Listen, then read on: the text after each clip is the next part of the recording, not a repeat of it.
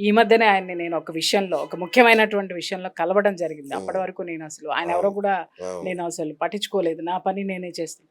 But కలిసినప్పుడు మాత్రము నేను కొంతసేపు నేనక్కడ ఆయన్ని అబ్జర్వ్ చేయడం జరిగింది. ఆ తర్వాత చుట్టుపక్కల ఉన్న ఇన్ఫర్మేషన్ నేను తీసుకోవడం జరిగింది. ఒక ఆయనలో నేను గమనించినటువంటిదేంటి అనంటే, ఎంత మొండివాడో అంత ఎమోషనల్ పర్సన్. అవునా? ఆ! అంత ఎమోషనల్ పర్సన్. హ్మ్. ఒక మాట ఇచ్చాడు అనంటే, ఆ మాట మీద కట్టుబడి ఉండేటటువంటి వ్యక్తి. ఇది నాకు వాళ్ళెవరు చెప్పలా. అక్కడికొచ్చినటువంటి కార్యకర్తలు బయట నిలబడినటువంటి వాళ్ళు చెప్పుకుంటుంటే అక్కడ నిలబడి నేను విన్నా. హ్మ్. ఆయన అంత ఇది ఒక సదభిప్రాయం అనేటటువంటిది కరెక్ట్. కరెక్ట్. మనకి ఉంటది. నిజమేలెండి. ఇప్పుడు ఒక మీరడిగారు. కార్పొరేటర్ స్థాయి నుంచి కేంద్రం మన దాకా ఎళ్ళడం అంటే ఏవండి ఏంటండి? కరీంనగర్ రాజకీయాలు ఎంత భయంకరమైనటువంటిది. అవును.